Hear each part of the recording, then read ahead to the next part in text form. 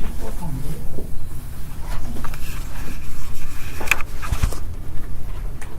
you have any? Yes.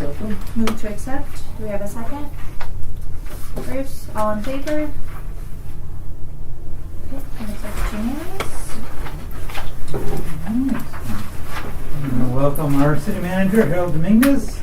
I know you all have expressed an interest in understanding a little bit better how the museum is funded, and particularly as the museum's going into expansion, understanding options for making sure the museum operations are sufficiently funded once that expansion has opened.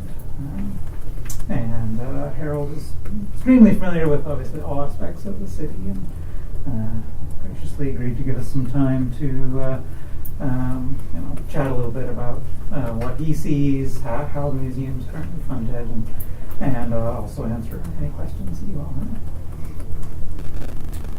Anything you all want me to start with, or any particular question? I think maybe like how is the museum like being funded now? Like what do you see for the 2025?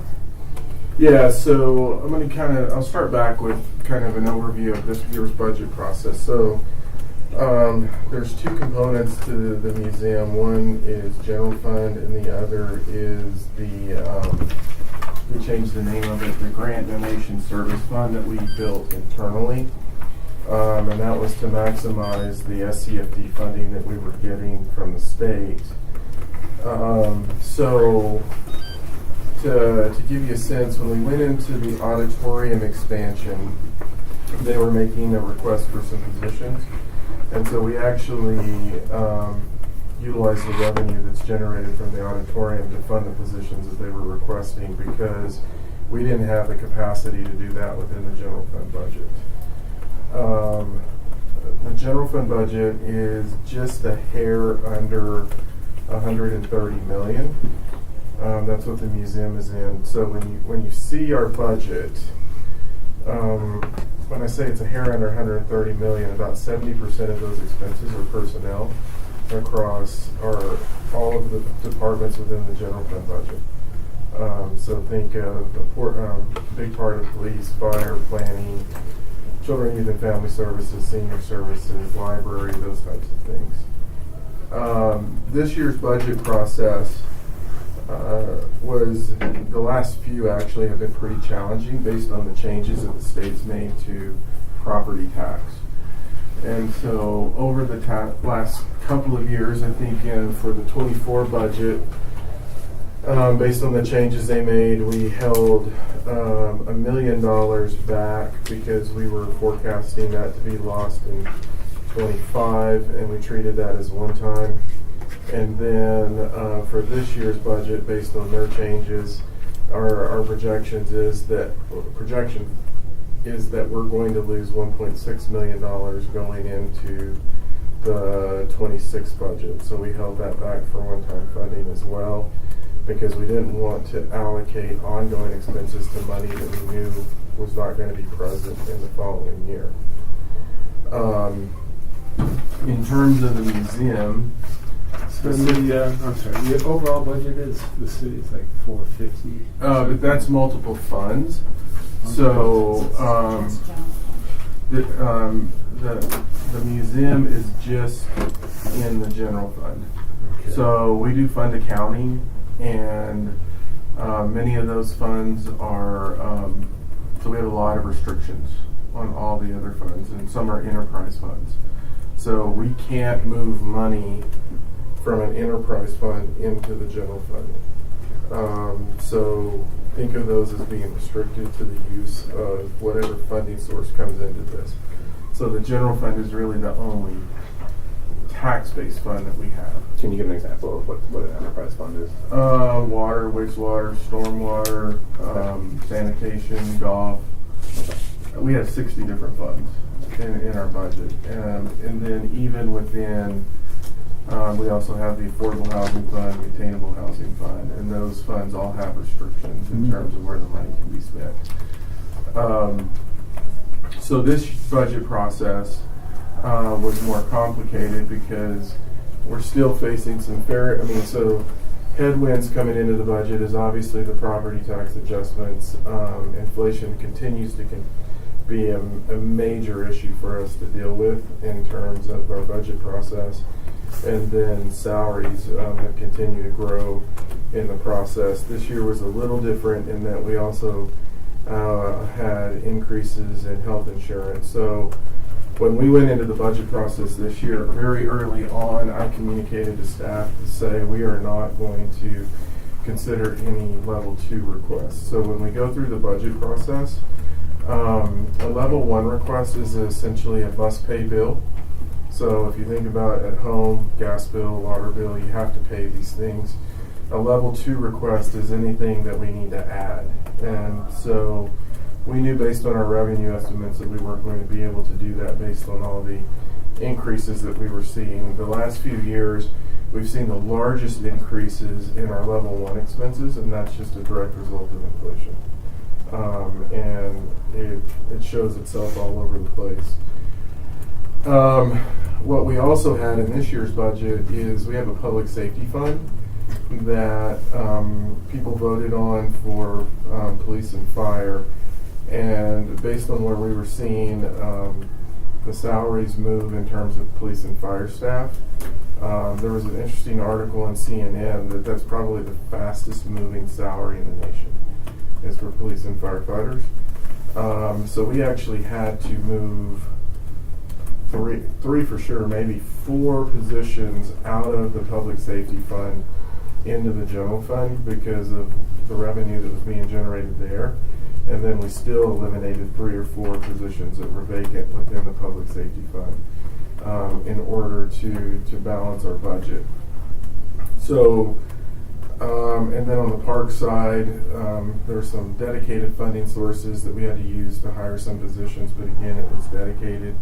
It's the park maintenance fee. Yes.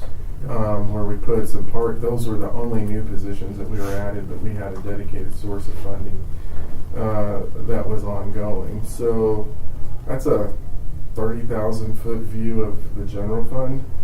Yep, go ahead. This might be an incredibly naive question, but you talked a lot about the increased costs, but as new developments come online, does the tax base increase and we get more revenue from them, or do they cost outweigh the benefits for?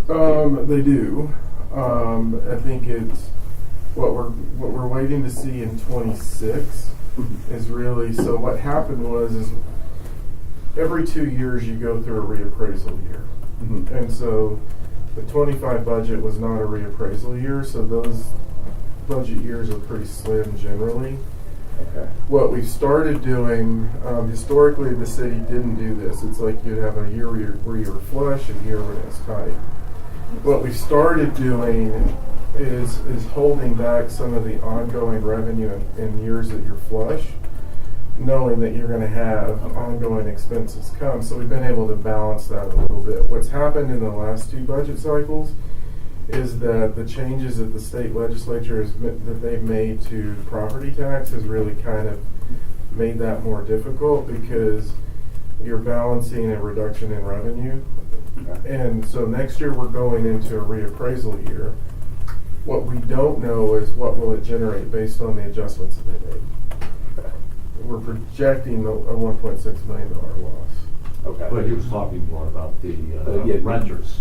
Yeah, so as we have new developments coming online, like the ones on Hover behind Target, all that stuff, those generate more revenue, right? Or do they? Well, it depends what you're looking at. So they pay property tax, and that's where the ratios were adjusted both for commercial and residential property. That's the loss we're projecting. That's like the whole Gallagher amendment thing that everyone voted on. Okay. Yeah, that was that piece of it.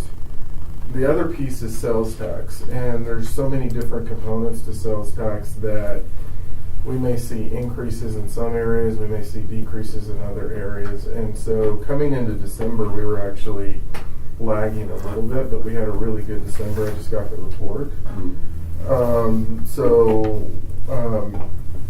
And then use tax is another component of that, and use tax is really volatile.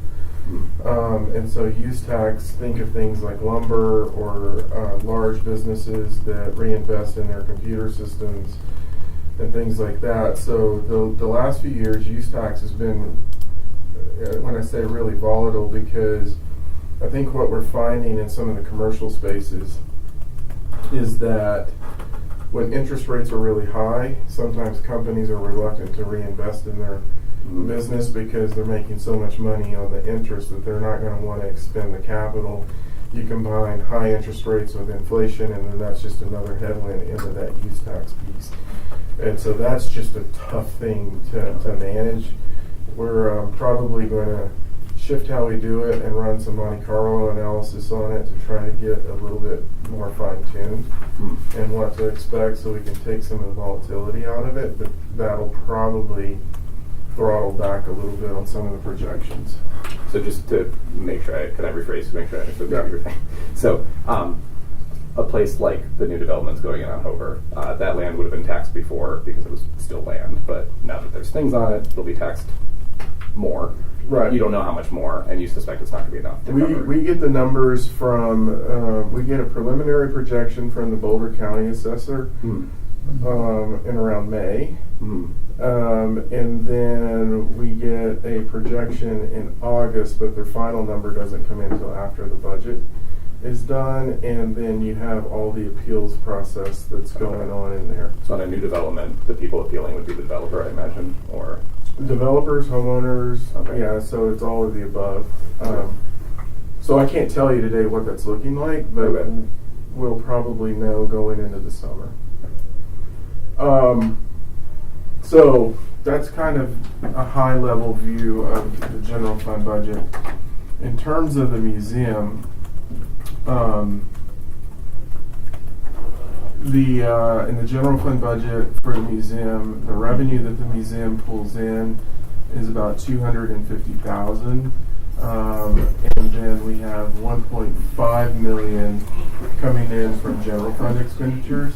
So about 16% is of the general fund piece of the museum budget is recovered through fees.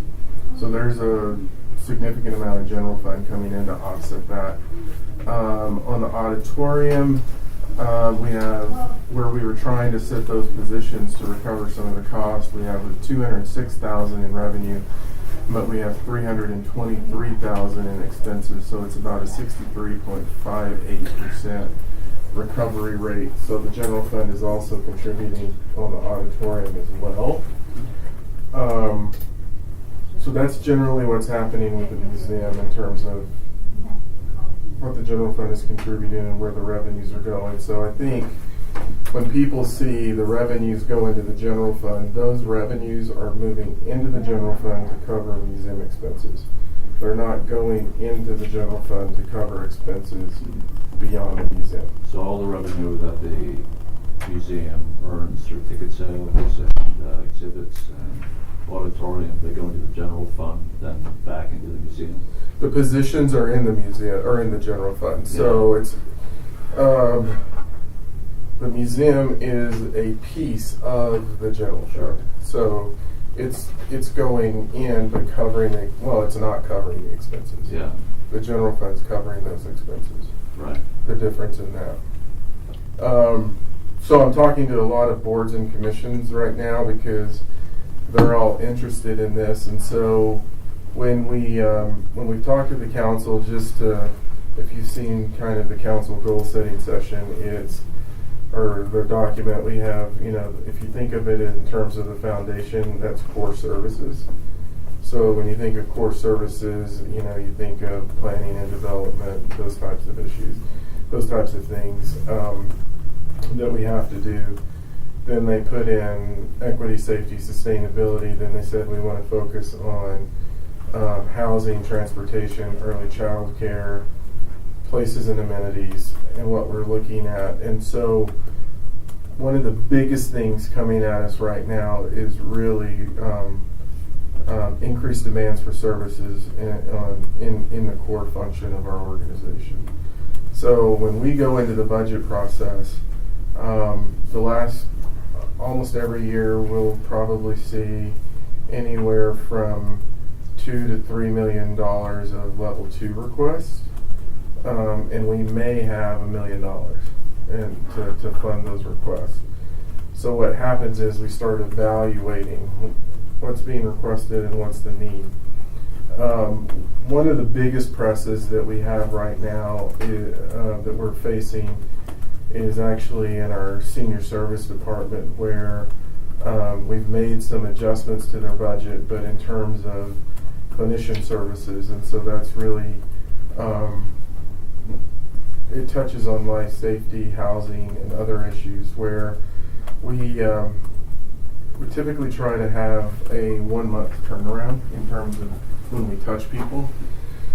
The need increased so much that we went to about a 2 month to 2.5 month turnaround, so we added a position or two to that. We brought it back within a month. And What does that mean, turn around? meaning if you come for assistance in housing or something like that, we want our clinicians to meet with them within a month. I see. So it went out, and what we're seeing is more demand, because as you think about the challenges that we're having with people being able to afford housing and those issues, they're coming for support, whether it's rental assistance, medical assistance, and those issues. So we brought it in, but now it's extending out. We weren't able to do anything. So is that an increasing trend that you're seeing? Yeah. Yes. I mean, across the board, one of the biggest pressures that we're seeing in our community is housing. Yeah. And if you watch the council meetings, that's been a significant issue. I'm also the interim executive director of the Housing Authority, so we built some affordable housing projects, and that is probably it's not just a Longmont issue, it's a state and national issue. But to put it in perspective for you all, an affordable house based on AMIs is between $300,000 and $350,000. An attainable workforce house maxes out at about $500,000. That's new construction. If you've looked at new construction in Longmont, non-townhome, I think you're lucky if you find one under $800,000. Most of them are over $1 million. We're seeing the same thing on the rental side, in that finding affordable rental units is an issue. So what ends up happening is departments within our general fund budget we're seeing increased levels of requests for rental assistance and those types of things. So whether it's senior services, children, youth, and family services, or work that we're doing through our CARES program, those numbers are just continuing to go up. So all the apartment buildings that they're building around town, those are beyond the reach of affordable. Yes. Yeah. Well, some are and some, yeah. So I think that's what we're trying to do. So it depends. So the inclusionary housing ordinance has a 12% requirement of affordable being built in those units, and so they can either build them in the unit or they can pay a fee in lieu. And if they pay a fee in lieu, then what we do is we actually utilize the fee in lieu to then construct and build affordable units. So there's a symbiotic relationship between the two things. But one of the things that's interesting that we saw in our last housing needs assessment is that there's basically a gap through most of the rental spectrums in the community. And so there's a unique phenomenon happening in that you may not have enough of what they call high-end rental units. So people that can afford to pay those actually drop down a level because that's all they can find. And then here it goes to where what you've done is you've compressed where there's very little on the bottom end. And so if they didn't build all those extra houses that are affordable, it's probably even more expensive. So. Yeah, and we're starting to see some interesting numbers that probably I've been here 12 years. We're doing some work on it. We're doing some data analysis on it. This is probably the first time since I've been here where we're seeing the increases starting to level out a little bit, which is saying that the increased product is now starting to impact the market a little, but the interesting point is the minute the market catches up, then it does this again. And we're seeing that on housing. So that's driving a lot of issues within our budget when we look at it. So, I'm fully expecting going into this budget process, the libraries have a lot of attention. We haven't really invested a lot in the library. If you've been here a while, you saw the construction. None of that really added anything to the library. That was just to keep it stable and not getting red tagged because the foundation failed. The same thing with the Civic Center, the same thing with Safety and Justice is there was just a lack of ongoing maintenance for decades that finally showed itself with the tendon popping where we had to invest $25 million, I think, and we got no increased capacity in that. So I'm assuming the library is going to be coming, senior services, the museum, recreation, parks, and so it's really when we see those requests balancing it out, and then we use priority-based budgeting when we look at what we're funding and why and what's the impact that we're doing, that we're trying to achieve to make sure that we're aligning our expenditures with priorities from core services down. What type of priorities would you say there are currently? Can you be a little bit more specific? Well, you said priorities. Well, you was talking about housing and senior services as being top priority. Yeah, so we have a lot of times when we go into this, it's pretty simple. It's have to, need to, want to. And so the have tos think about anything that we're currently doing where the cost of providing that service is increasing. One of the challenges that we've seen in our community has really been with our youth. And you all obviously saw what occurred about 1.5 to 2 years ago where we had a lot of violence with our youth. And so we were seeing a lot of pressures in terms of what we're providing to minimize the public safety impact on this.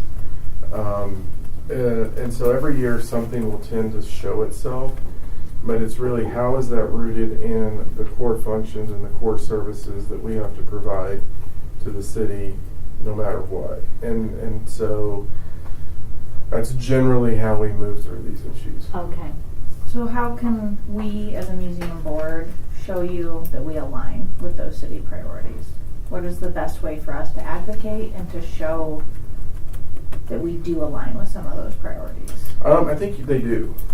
But it's to the point, it's them prioritizing within the priorities. Sure, but if like early childhood issues is one of the ones that the city council has put out there, like are there specific ways that we can show that like having a new children's gallery is going to meet that, whether that is the fact that it is not affordable for stay-at-home parents to spend a day outside of their own homes with their children.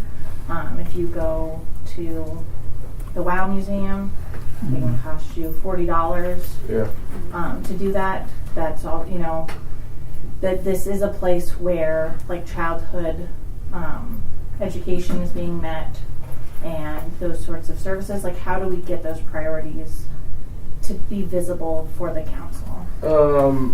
I think we, when they present the budget, we just put those within the budget process. I think the challenge with that, if we look at early childhood education, is what we know is there are not enough spots in preschools and places like that. So that's when I say priorities within priorities, in the sense of if you're going to invest $200,000, are you going to invest $200,000 in creating more capacity for childcare that offsets, that gives people the opportunity to take their child somewhere while they work? Or are you putting $200,000 in to where it's something they can visit? Because a different thing when you dissect early child care. What we can tell you, there are not enough people providing child care today to satisfy the needs of people who work, and where they are providing it, it is so expensive that people are making other decisions in terms of what they do. And we're hearing that from our employers, is that they are struggling at times to hire positions because of the lack of child care slots. So it aligns, but then even within that alignment, you're weighing what are you getting and what's the return that you're getting based on the money that you're putting in and what you're achieving.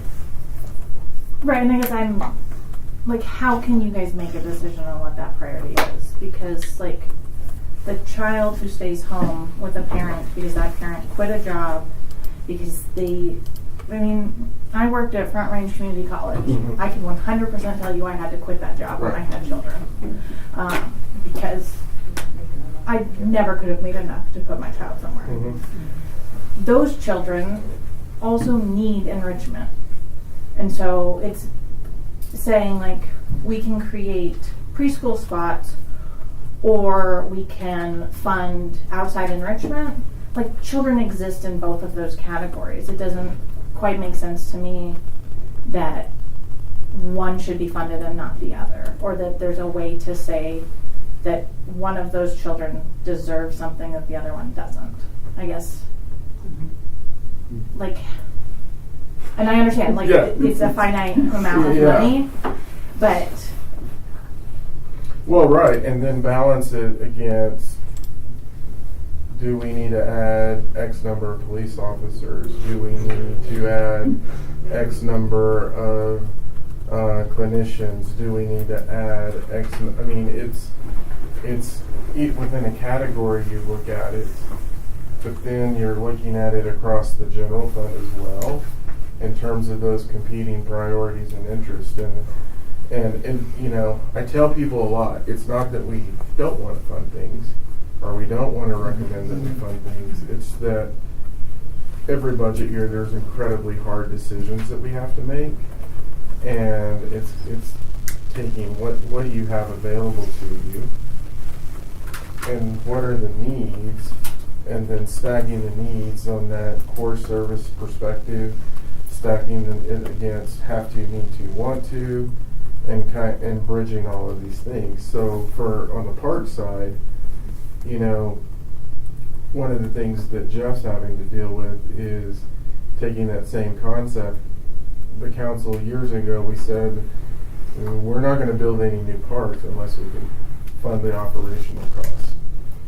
The easiest thing to do is to come up with capital dollars to build something. The hardest thing to do is to have the ongoing funding to support that over time.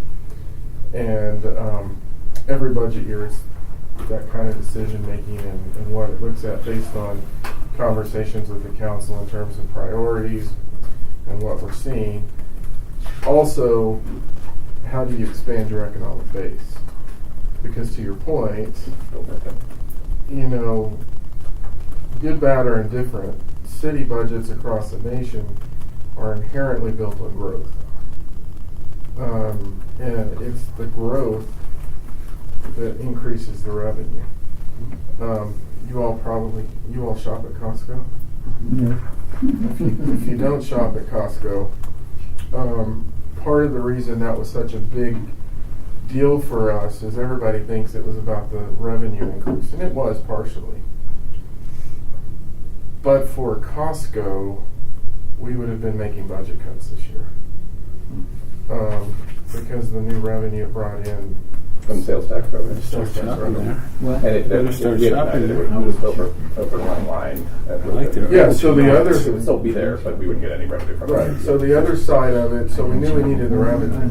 I don't go there. Probably the first time in my career, from a retail Whole Foods? perspective, Nope. we knew we needed to make sure that it was in Longmont because the loss in revenue was as significant as the gain in revenue because Sure, everybody would have crossed the county line.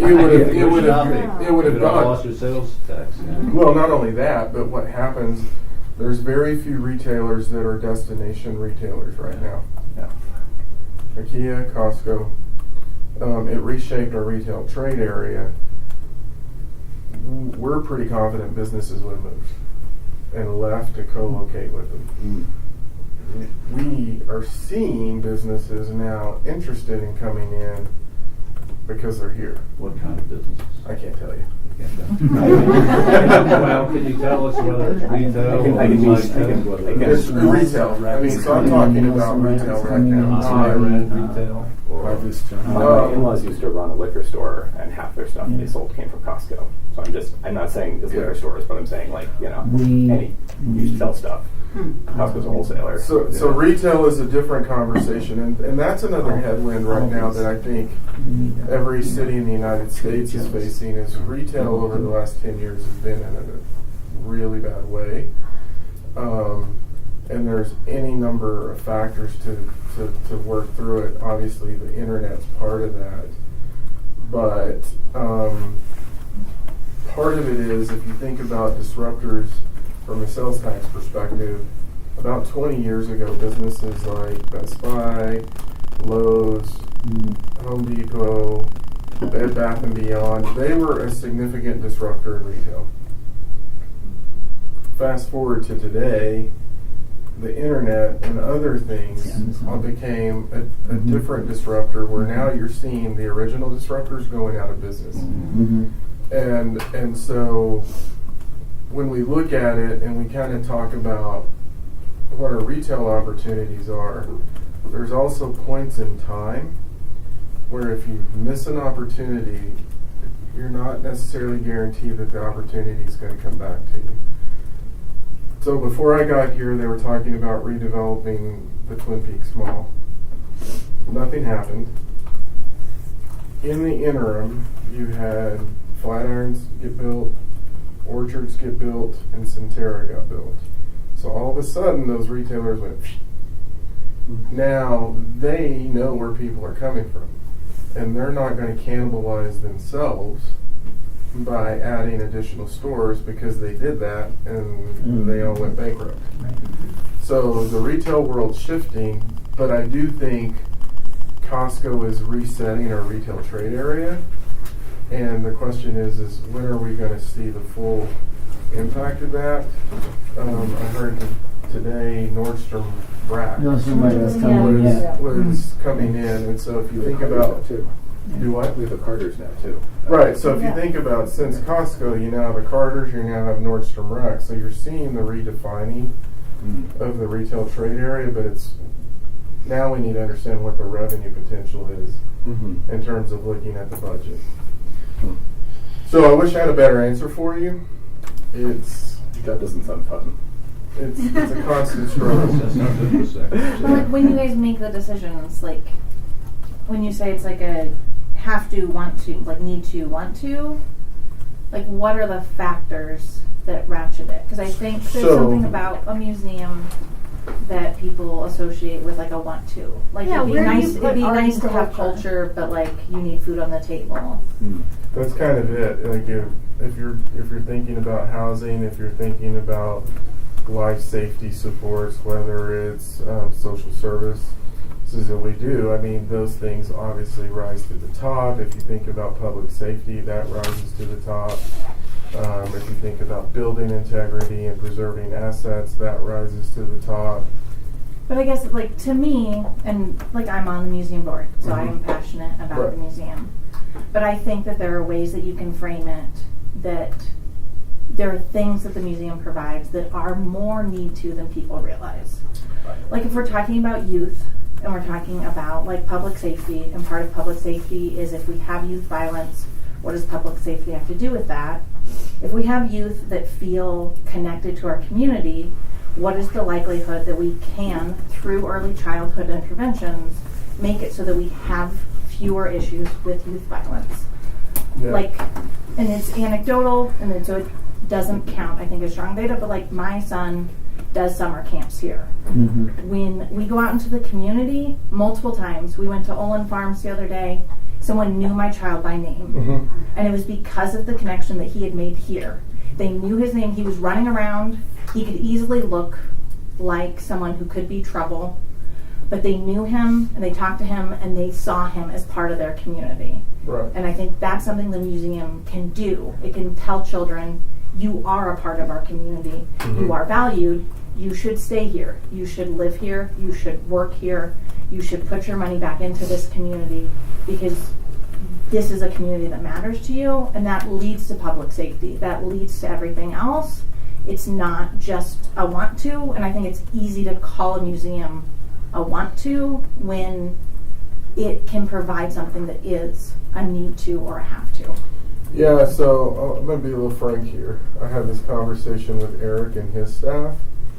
I think, and I know this because of community and neighborhood services and work that we've been doing through rewind programs and other things.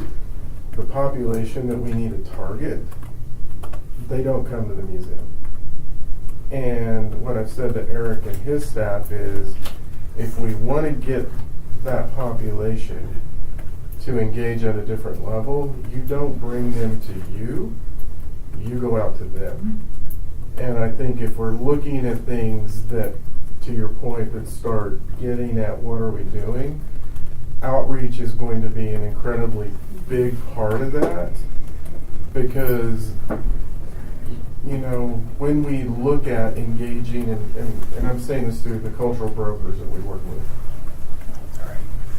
one of the things that I've gotten very clear-eyed on, whether it's working with neighborhood groups and what we're doing, is we're shifting our model organizationally to where before we expect them to come to us, we're going to the neighborhoods and we're engaging with them, because there's a point, and I've heard this through our cultural brokers, do you feel welcomed in certain areas and certain aspects of our community? And the answer is no, we don't.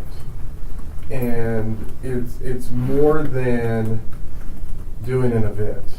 It's establishing this real world daily connection with neighborhoods in the community. So what I would say is outreach is an incredible part of it, and if we could partner with that outreach, that's a big thing.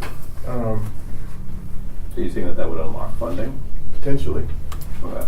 But there's also a chicken and egg problem, right? Because we don't have the funding to do the outreach to then unlock the funding. Right, I mean, you've got to balance all of that, and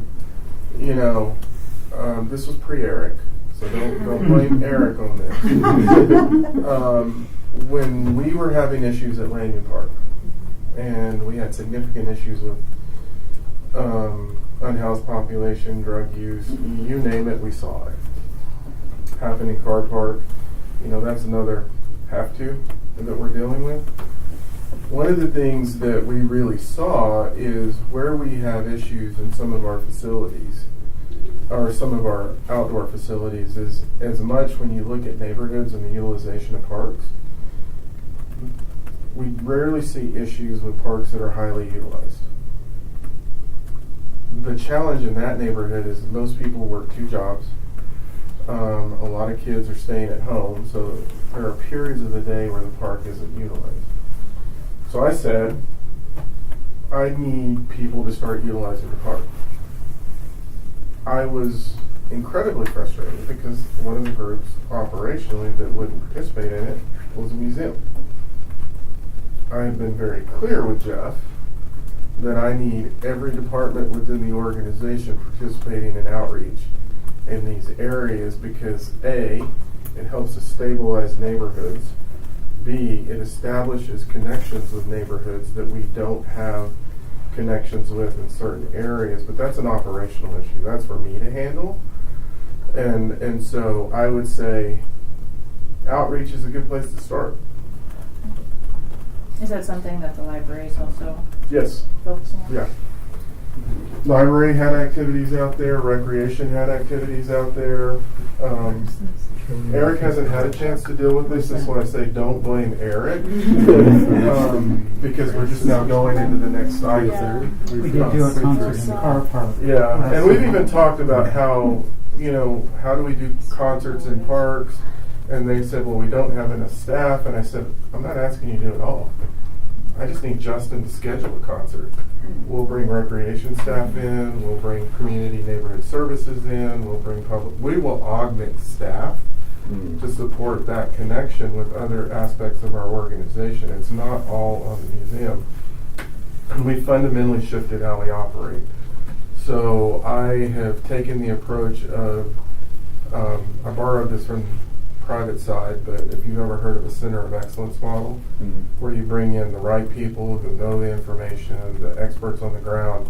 And so now we're structuring ourselves organizationally utilizing center of excellence where we're building cross-functional teams. And that's another aspect that if you wanted to say how do we do this is how do we build a cross-functional team? How do we partner with the library and the youth center to have events at this facility where we go out and pick kids up at the youth center and bring them here to start introducing them to this facility, and how do we create the welcoming environment.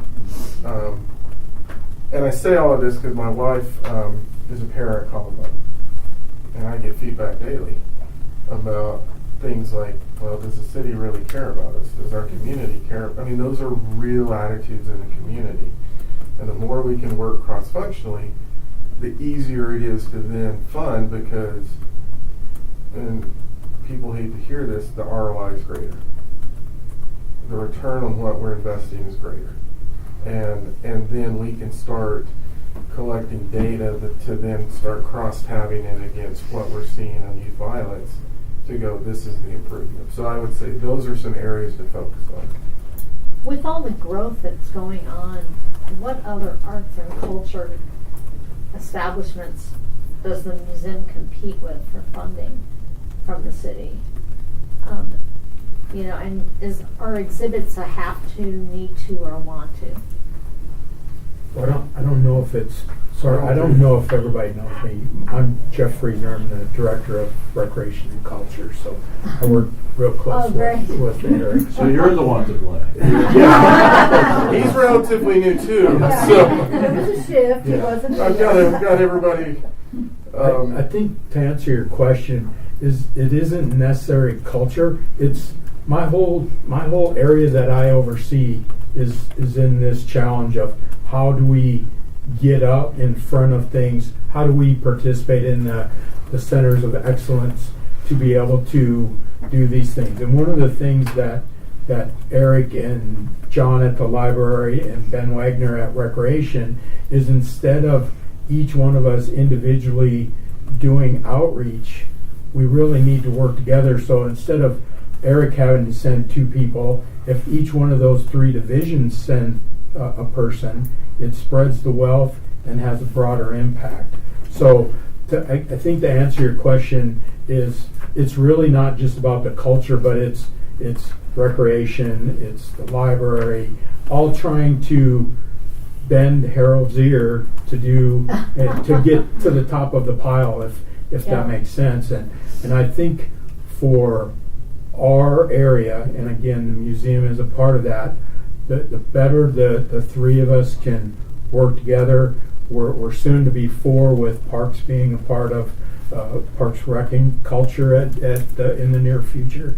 That I think with those combinations, we can have a broader impact that gets us more to the need to and have to categories. See, since I've been here, so I will be here 13 years in April. And part of what you're dealing with is history. So when I got here and I was interviewing for the job, one of the things that I saw in the budget that was interesting to me is that when 08 hit, so 08, the world collapsed in every city. What we did in my community is we made really strategic cuts. We didn't necessarily do that here, and it wasn't a staff issue. It was, I can't remember, I wasn't here, so I don't know what happened, but what they ended up doing was funding ongoing requirements with one-time dollars. So that's like a budget no-no. So starting out, we're like, we need to do a budget reset. And the estimate was $3 million. It turned out to be $4 million, $4.25.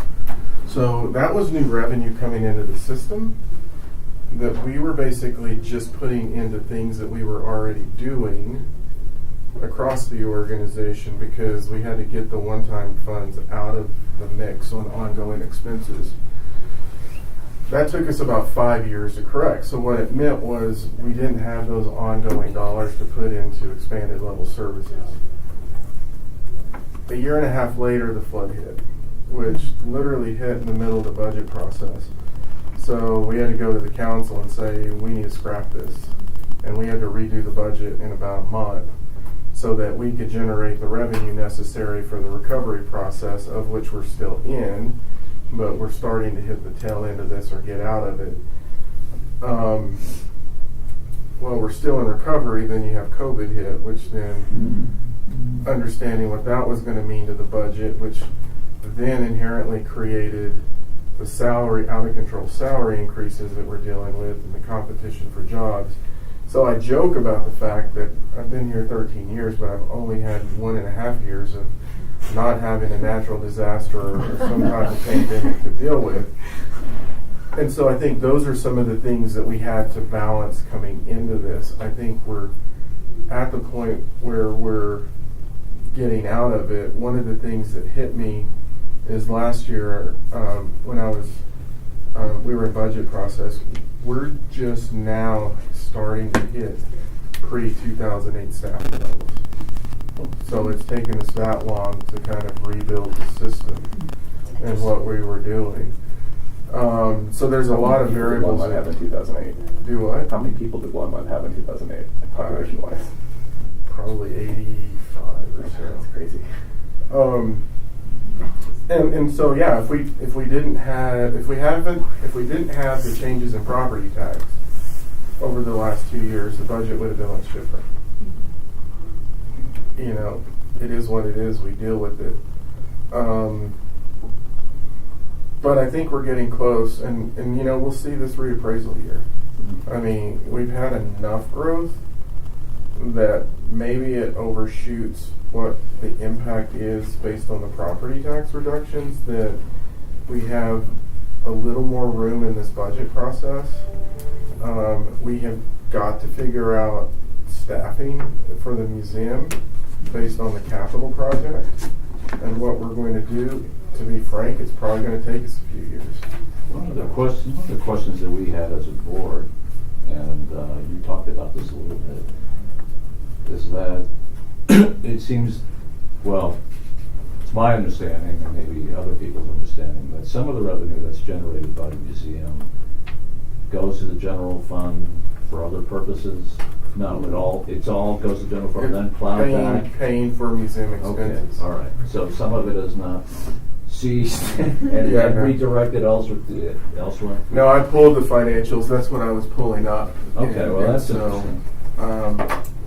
So we get more than we make. You actually have. Yeah, the general fund's putting more in than you're Yeah, putting in. yeah. Unlike Jeff. So to talk about Jeff, when we look at recreation, your cost recovery requirement is 80%. So for all of his expenses, by city financial policy, he has to recover 80% of that through his revenues. Oh, wow. And so the museum doesn't have that same strategy. And you don't want it. We don't want No, We would not exist. Question. Yeah. To point the spotlight on the other kind of end of the spectrum, is there any data that shows that those higher end earners who live in those 1.5 and beyond $1 million properties and paying quite a lot of property taxes are choosing Longmont because the museum is offering cultural opportunities that they would only be able to get in Boulder or somewhere where there's like a college? There's a college here, just for the record. Well, No, you know, Boulder's only 12 miles down the road, so it's, you know, I moved here from the East Coast, and to me, Boulder and Longmont are practically the same. community. I mean, it's such a short drive. It's an odd thing because Boulder is sitting there by itself, and its real estate prices are like San Francisco, and 12 miles down the road you got Longmont, and the housing prices are expensive here. They're like 50% of what they are in Boulder. Yeah. It's Although I really go down to Boulder these days because there's so much here. I like rarely go to Boulder. Yeah. I agree. I've done the same. But if you want to go to Boulder, it's only Yeah. 15, 20-minute drive. It's just nothing. Yeah, I don't know that there's a nexus there because I think really the driver's housing cost and Yes, I think that's what's right. available. Because Longmont's the most affordable community in Boulder County, so I get the housing numbers. Yeah. Louisville, Lafayette, Superior, Erie. Erie's more close than Boulder? I think the last time their new construction. Their new Lions. construction. Yeah, Lions. Now, Longmont's numbers are a little bit different because you have to take in the older housing stock. Yeah. And so they're running some numbers for me now to see what's the difference in the housing cost for new construction versus older stock. Not to get too lost in housing, but what's happening in the older stock is you may have a house for $300. People are buying it for $300 but getting a loan for $400 to $450. And so the $300,000 house now becomes a $500,000 house. Mm-hmm. People are, if they can find it $400 to $600, maybe adding $200,000 to $300,000 to their loan to rehab it. So there is going to be a point in time where the reckoning is going to show itself. Which is why if you haven't heard about it and you have friends that want to buy an affordable or attainable housing, we partnered on a project called True North. And so we're building 185 for sale, permanently deed restricted affordable housing units. Those will be between 3 and 350, and then 150 units attainable that'll be from 350 to I think 475. And so if you know anybody, have them look up True North, get on the interest list. It's right down here, right? Yeah, it's right down here because on April 26th, it's going to go live on the interest list, and first come, first serve. I was going to ask how you determine who gets Yeah. the affordable housing. I know there's income limits, obviously, right? Yeah, there's income limits and all that information, and we're partnering on that. But Where is that? The True North. near Costco, Oh, it's going to be right next to Costco. Oh, it's going to be in that area Yeah. because we have Habitat for. I live in Riverbend, so Right. we have Habitat for Humanity going up the houses, Yeah, and the houses that are already going up are about 650. right. And then across is the farmhouse apartments, which are like what 2,000-3,000 a month. Yeah, I think so. They actually did build affordable on site, so they're affordable What is the units. percentage? Because I remember the title something where you could come in. 12%. 12. Okay. Because I think we need more than that. I just want you all to know, it's when we talk about this, to put it in perspective, it's easier for me to cut a budget Right. than to deal with a budget where you have revenues and then you're having to make decisions on what you're adding, because nothing that's being requested is a bad request. Everything is a perfectly legitimate request. You're then getting down to very specific details and what you're trying to do. Every group that I talk to, every time I look at the list, I'm like, I fund all of it. Unfortunately, we're limited. What things can you fund from the Grant Donation Service Fund?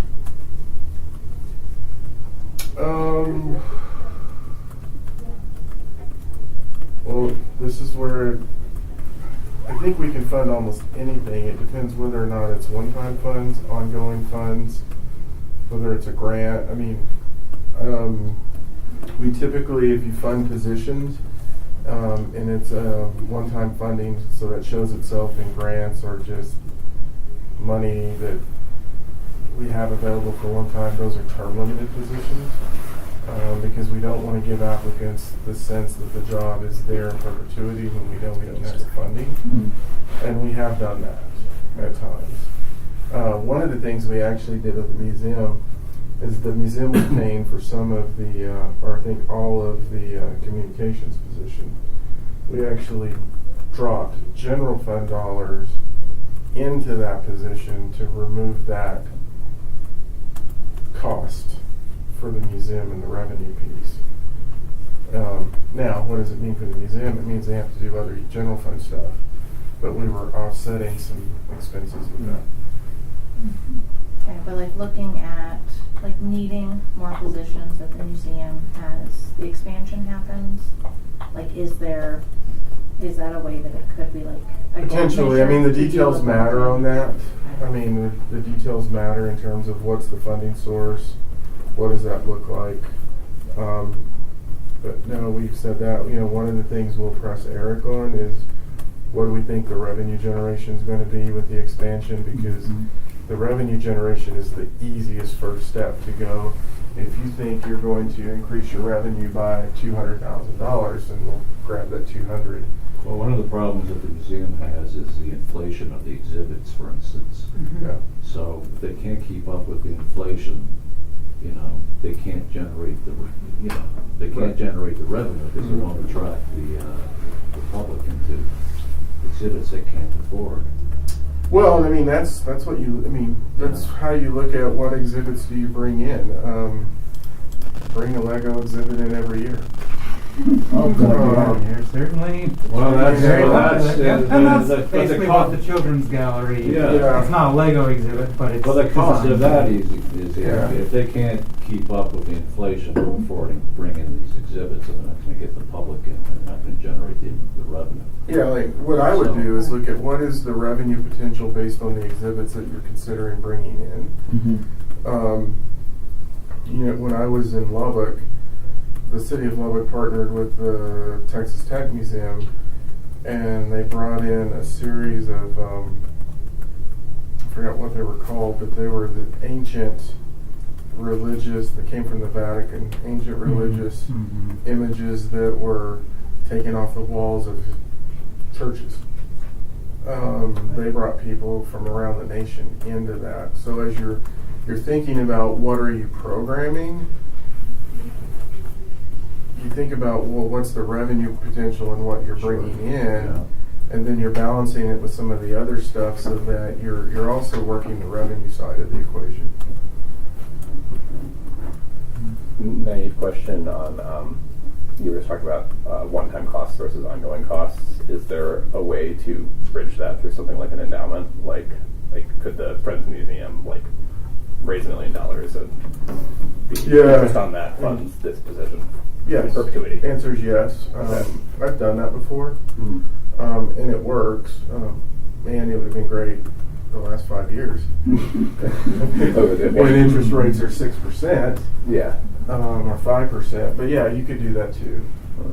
And that's actually, I think a lot of museums utilize endowments for that, where you use the interest earnings to generate the ongoing revenue for some of the operating expenses. It's probably less exciting from a Billings perspective than being like, I get to fund the children's wing, instead you're like, I'm throwing money in a pot that will pay for things. But, Yeah. Museums that do that often will do a combined capital campaign and endowment campaign. Okay. So kind of give you a sense on the budget. So, we've been working with the council, and again, it's housing, but some things that have adjusted in the budget. So our Health and Human Service Fund, which board is that, Susie? What's the name of that board? Housing and Human Services. The Human Services Board. Yeah. What they were finding Advisory board. The advisory board, they were finding that the requests coming in from nonprofits in the community were far exceeding. So at the time, we were putting 2% of general fund revenue into Health and Human Service funding. I think it's 2, maybe 2.25. But we then increased the ongoing funding that comes off the top into Health and Human Service to 3%. And that's money that then the board allocates to various nonprofits in the community to deal with many of the issues I talked about. So that was an additional pull down on ongoing revenue. We created the Affordable Housing Fund, which is $1 million a year of ongoing. It was $1 million a year of ongoing revenue. and then council created the Attainable Housing Fund. And the way we did it was we seeded it with one-time money, but then we incrementally built into ongoing funding to do that. This year, we had to pull back on the Attainable Housing Fund and use one-time funding and reduce the amount of ongoing funding in order to balance the budget. Is Longmont built out? No. No. But we have very few spaces left for what you would consider large-scale development that you see in other communities. Well, that doesn't bode well. Well, that's part of the right sizing of the budget, because we can't, and this is what we're working on with the council, is really shifting to where we're not just totally reliant on growth. Now, redevelopment will always be an opportunity, and what we're looking at, and I think there's some big opportunities still out there, but obviously there's a reason it hasn't developed, because it's the most complicated, the most expensive. Sugar factory, or sugar mill. I have to say, that's a fascinating structure. I just left a meeting I on kind of that. love it. Yeah, I know, me too. It's a little sketch. Well, to kind of give you Very inside. to kind of give you a perspective on that, there's probably 50-ish million in remediation on that project. Right. But kind of have to, back to the have to, want to. We also know that it's creating a significant ongoing expense from a public safety standpoint, and community impact. But asbestos doesn't burn. That's the whole point. Yeah, it doesn't burn. And somebody said, "Why don't you just tear it down?" I'm like, "You still have to spend the 30 to 50 million to remove the asbestos before you tear it down." Right. So, the council's directed us to work on this, but, that's an example of what you were getting at, is when you evaluate it, well, do you want to put this much money into it? Well, what are the costs that we're experiencing as a community? And I can tell you, we've had deaths, we've had large-scale pill seizures, we've had fires, we have a lot of theft in that area of the community that's generated out of that area, so there's a community cost to it that we have to figure out. And there's ways to do it, but what you want to do is do it in a way that it also generates other revenue streams that then can be funneled back. Building aside, that location has a beautiful view. It does. It's so ironic that you've got Don't do it. We've had tours, and I've been to the top, and the redevelopment potential is tremendous. Oh, I'm sure. Mhm. Yeah. How do you get to the top of it? I would love to see the top of it. Don't go in it. Don't go in it, yeah. So, Terrifying. You're doing tours like that, yeah, where you're stepping. Because what may look like a solid floor may not be. Yeah. Mhm. Yeah. That's And terrifying. the last fire we had, everybody's yelling at us because you're not putting it out. Well, we weren't going to send our firefighters in. So, Plus, you wanted to make them mark down. I know. so what I would say to you all, Eric and Jeff, they do a great job of making the case of the museum. It's not for the lack of wanting to do this. It really is. This year we didn't have any money other than to really give raises and do level 1 increases. We'll see what next year does. He's made a great case in terms of the positions. I'll be honest, I don't think we can do them all in 1 year. I'm asking him, when's the completion date? If I understand the completion date, how can we incrementally potentially step into this over time versus all at once? What kind of revenue are you expecting from the hotel that they're building downtown? Oh, God. The Longmont Boutique, or whatever they call it. Longmont Hotel. We don't know. Here's what I can tell you. We know that we have a lot of leakage right now. What does that mean? Money leaving the community. Why? Why is that? Where? If they can't stay here. Because they can't. So They can't live here. People can't work and from a afford to live hotel here. perspective, there's a lot of leakage. I see. So people will schedule weddings in our community at venues, but they don't stay in Longmont. They stay in Boulder. Yeah. And so when we looked at the data and what we were seeing, that hotel was important for a few reasons. One, believe it or not, it's been in the city plan since the 1970s. There has always been a plan to build something like that there.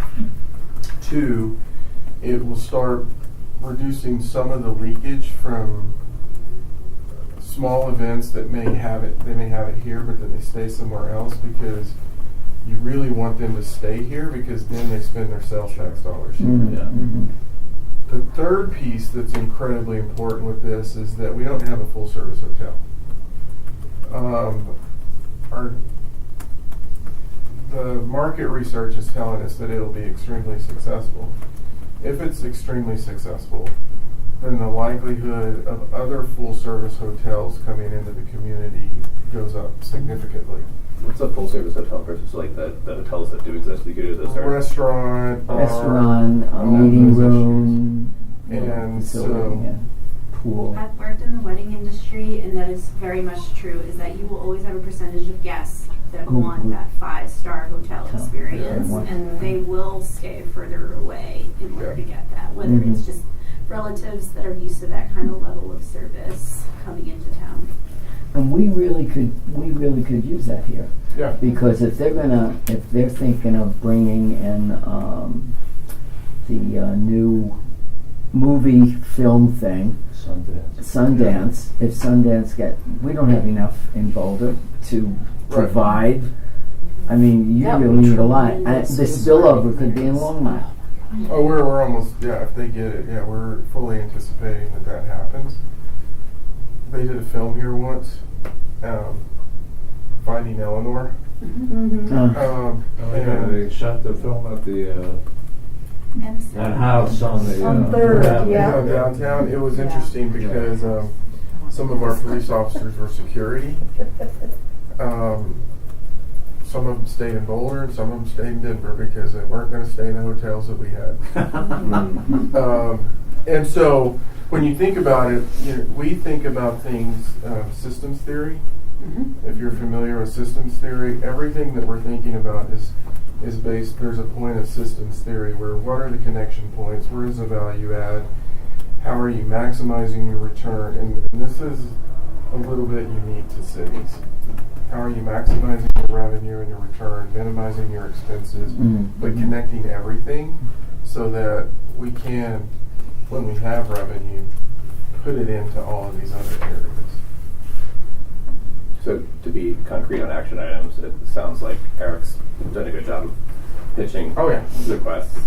But in terms of what we do to make it more one concrete thing is better outreach to sort of better outreach and partnerships.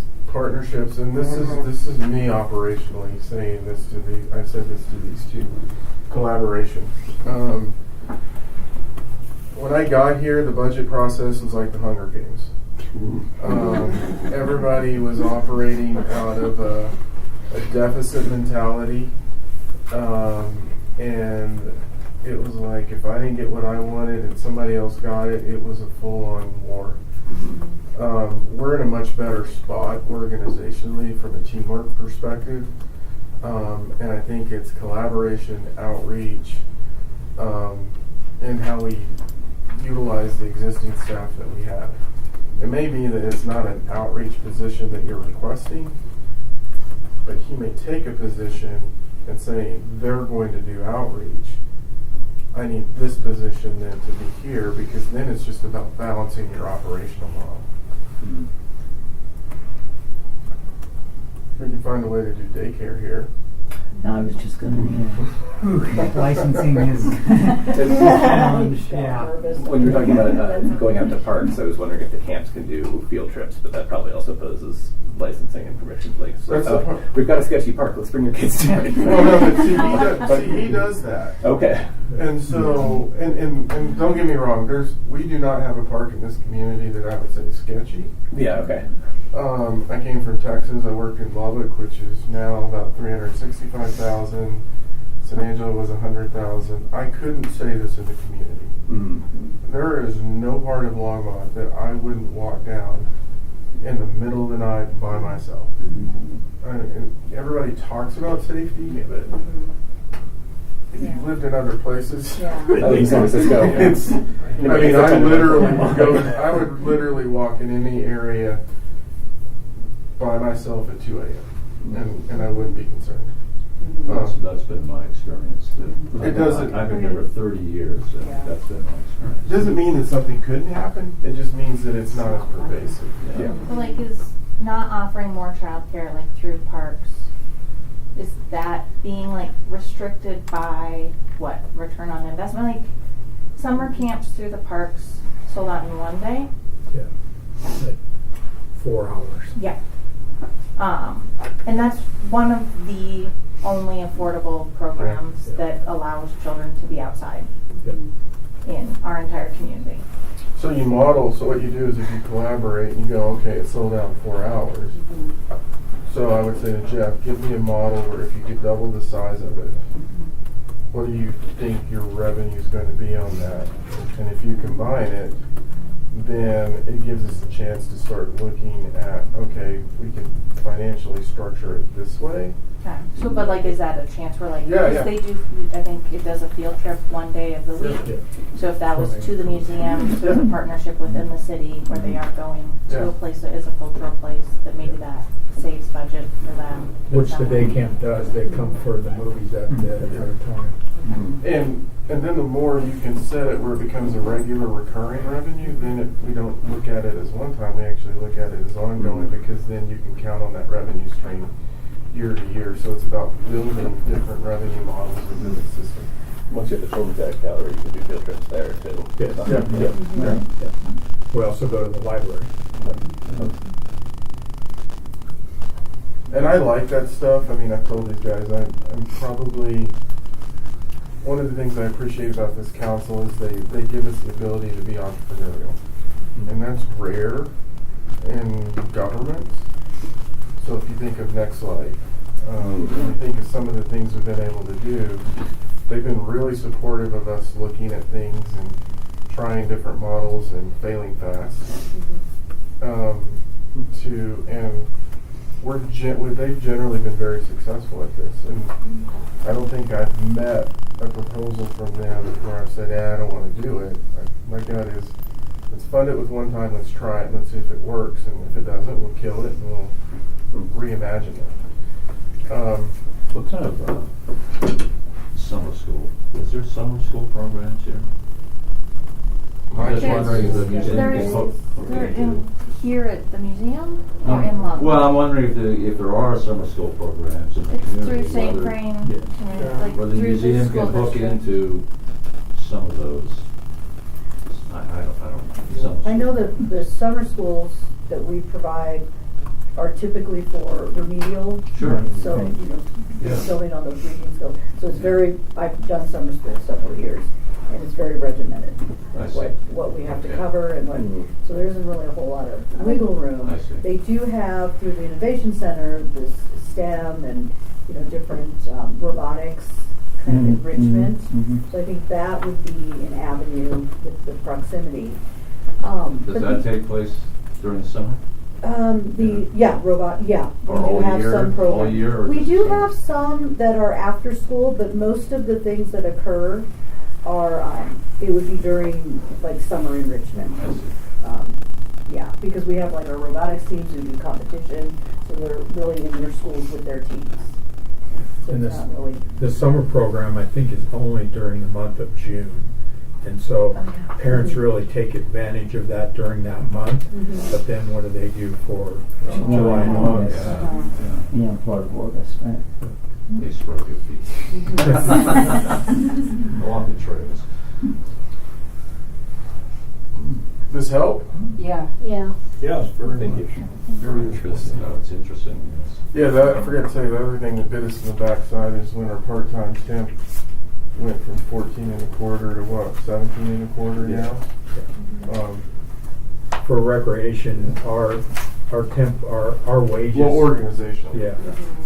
But just the number for recreation for our regular employees and temps between 2019 and 2024, our cost for staff went up $900,000, which we can't raise fees enough to cover that, or people are going to make other choices, or just not go for recreation. What happened to the ice skating rink?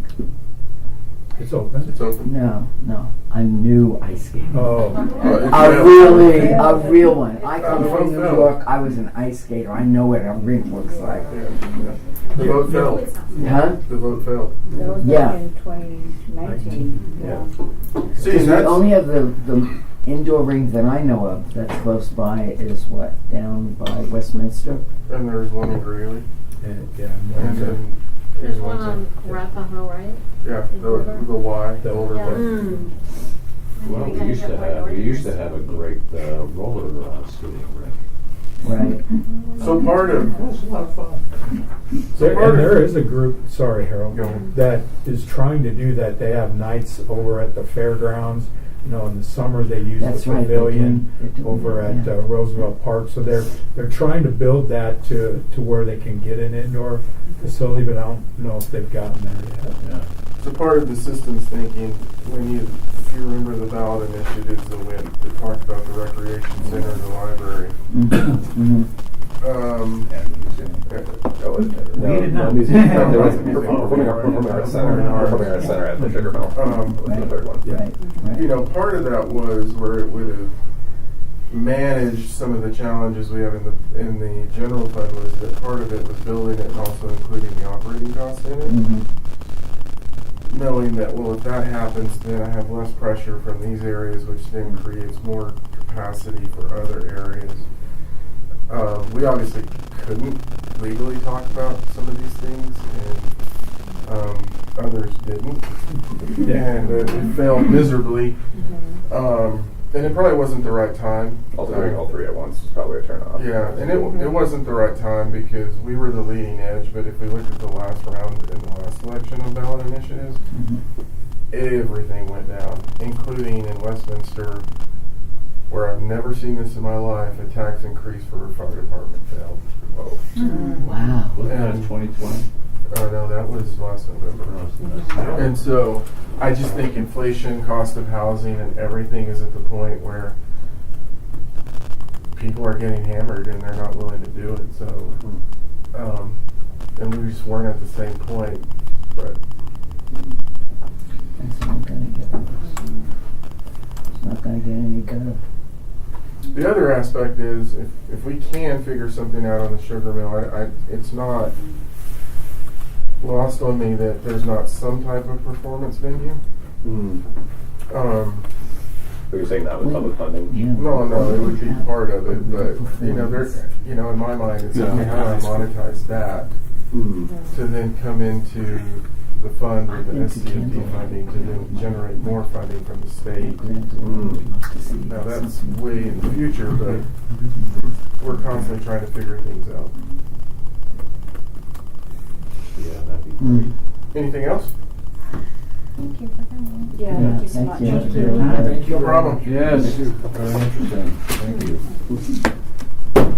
Always happy to come back and answer questions, and I appreciate your dedication and support of the museum and what you're trying to accomplish. It's not lost on the council, and it's not lost on me. I know I didn't give you some of the answers you wanted, but my commitment is that my team, we will work to find solutions. It may not be in a year, may not be in 2 years, but definitely work toward a solution. And you all have done some great work for our community. The museum's a valuable asset. Oh, it is. And we just have to figure out how we tackle the beast that is our world and economy today. Right. Thank you. Thank you.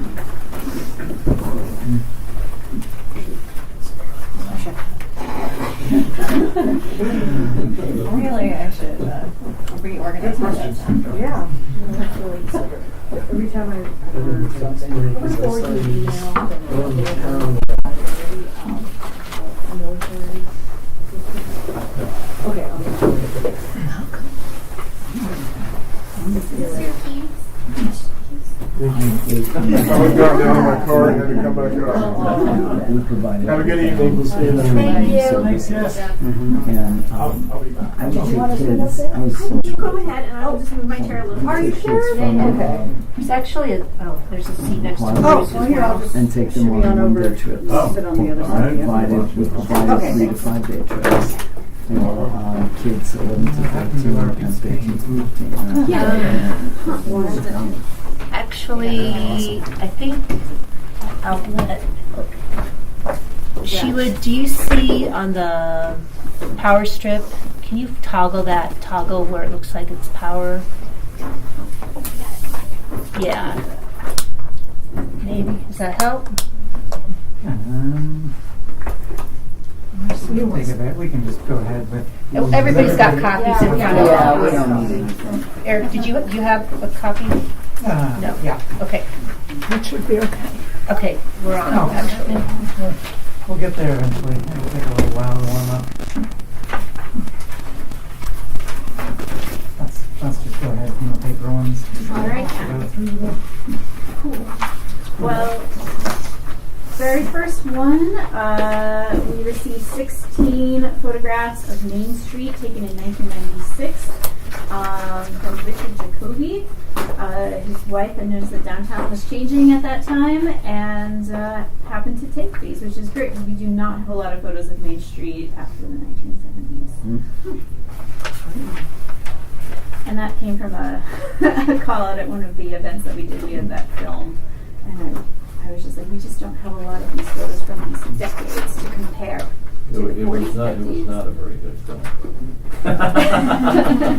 They showed it at the thing on Main Street, where that old, it's a theater. Yeah, that's what they showed. It was a promotional film. It was advertisement. Next we have 22 yearbooks from Candace Shy. She was a teacher at Northeast Junior High that then turned into Long Peak Middle School. So these are all the ones that have student signatures to their teacher. They're kind of fun. We're pretty good on high school yearbooks, but not really in much for middle school. Next is an item that's been in the archive for a while, but not officially accessioned. And this is an item that I thought should be in the archive and findable on our database. It is a scrapbook from the 1940s. We do not know who made it. It begins out with a bunch of clippings from local murder cases. And then it kind of goes into, there were some floods that year. There's a bunch of things from World War II. General political issues. There's a lot about Social Security of all things. It's just this interesting snapshot of about 6 years in the 1940s. And it's not a little bit busy. There's some things from 1940, and then there'll be something from 1946, and then it'll go back to 1941. But it's a lot of Longmont Times Called clippings. There's an interesting one that I took a picture of. Doctors see plastic made in Longmont to replace lung tissue.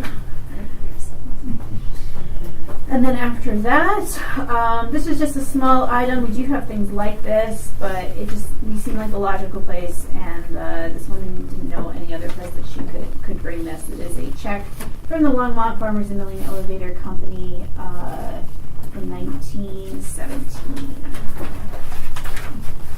So that's all our sessions. We'll do the sessions. Yeah. Any questions separately? Should we move to accept them as a whole? Let's do the accessions and the deaccessions separately. Yeah. Sessions. All the new stuff. So I move that we accept the acquisitions, the accessions. All in favor? Unanimous. Thanks, everyone. And then I have two. They're actually things that were never technically accessioned into the collection, but they have been here for a while. I did some research on both of them, and it just doesn't seem like we're the right institution for these items. The first one is a selection of blueprints and architectural drawings from the 1910s. They were the design for a building that is in Helena, well, was in Helena, Montana. It was built for J.H. Empson, who obviously had his cannery here. And the designer was G.C. Viney, who did design things in Longmont. However, this is a building that just has no Longmont connection, other than the fact that the two people who worked on it are in Longmont. I've included a picture of that building, and I found this online, and what it looks like now. Unfortunately, it was torn down. I already talked to the Montana Historical Society, and they would be interested in having these in their archive. Great. The next one is they were some rolled up Japanese characters that were likely given to city employees during a trip in the 1990s to our sister city, Chino, Japan. They've been here since before Eric's time. Never accessioned, and they're kind of all rolled up and squished. I already talked to the sister cities, and they said that they would be interested in having these for their own kind of institutional archive. And that's it. Do we want to go on them separately with deaccessions? How we've done it in the past? I think we've usually done We can do all it. of the accessions together, unless anyone feels like they want to split if there's a concern. Yeah, does anyone have any concerns about wanting to keep these in the collection? Is there a movement to deaccession both of these? Is there a second on that? All in favor? Yes. Thanks.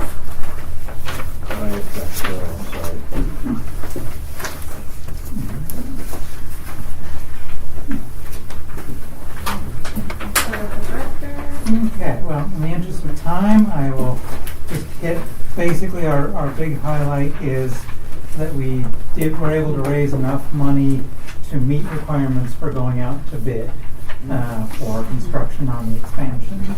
Fabulous. That was a big step forward. Yeah, the Friends of the Museum had an incredibly generous donation from their reserves that was put us very close, and then we had some private donors that put us over the top. That's That's great. Wonderful. So if anyone has any questions on anything else in the report, I'm happy to answer those.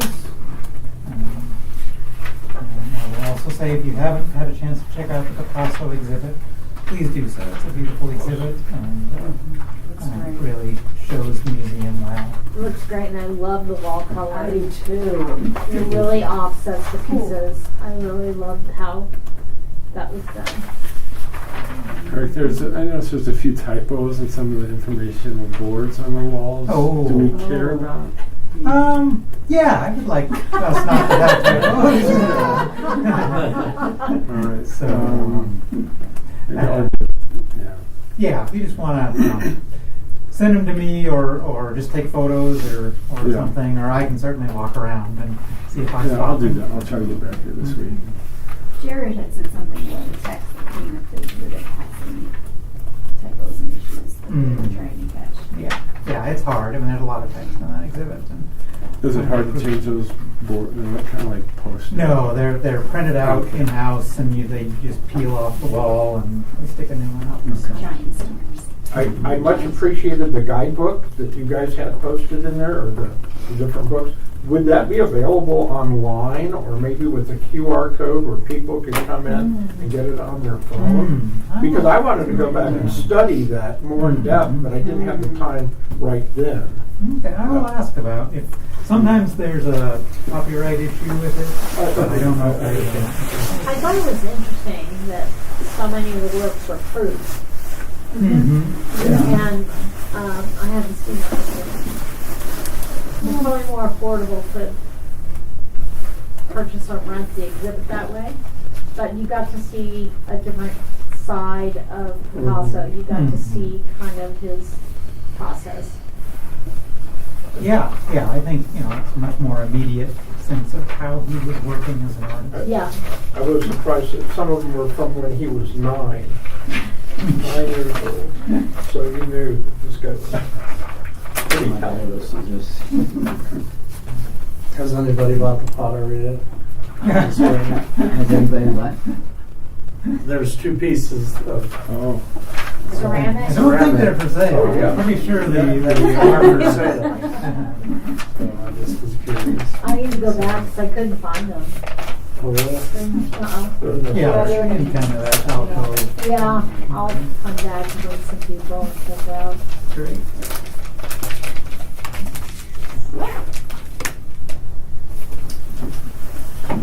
Seeing no other questions? I do not have a report as the chair. We do have a reminder that we have a joint meeting with the Board of the Friends of the Museum on February 27th at 5:30. Oh, that's here, right? That's here. Yeah, that'll be downstairs. Downstairs? In the, In the classroom. The or- regular, the Kaiser seat. And you said dinner was going to be provided, Yeah. correct? And you'll send out materials. We'll have an agenda, and I Yeah. haven't forgotten about sharing the Friends Board contact info, names and so forth. Just haven't gotten that put together yet, but I'll make sure you have that well in advance if needed. And then did you have any other new business? No? But I do have, if you are at the city council chambers, the downstairs part, outside in the hallway where the restrooms are to the right of the chambers, the paintings that we did at Countryside Village with Arts and Public Places, along with the paintings that were done, we also had a Arts and Public Places booth at Rhythm at Roosevelt and Art Walk. And so we have those paintings up, and so I do have a couple of pictures that I took of them. But it's so cool, and that's where we did. So the younger kids did nice, that. nice. So the preschool through second did this, and then the whoops, let me go this way. This was what the older kids did. No, that's So nice. this is paint by Gorgeous. numbers. Well, that's great. And so we have those hanging at the Okay. chamber. So that's like getting out and because Ann Macca did bring materials Yeah. to Countryside Village as well as Children's Youth and Families in the library. So it was that kind of collaboration. Pretty cool. Do we have any other board comments? Would anyone like to make a motion to adjourn the meeting? I'll make a motion. Linda, is there a second? Tom, all in favor? Unanimous? We are adjourned at 6:04. Don't freeze out there, y'all.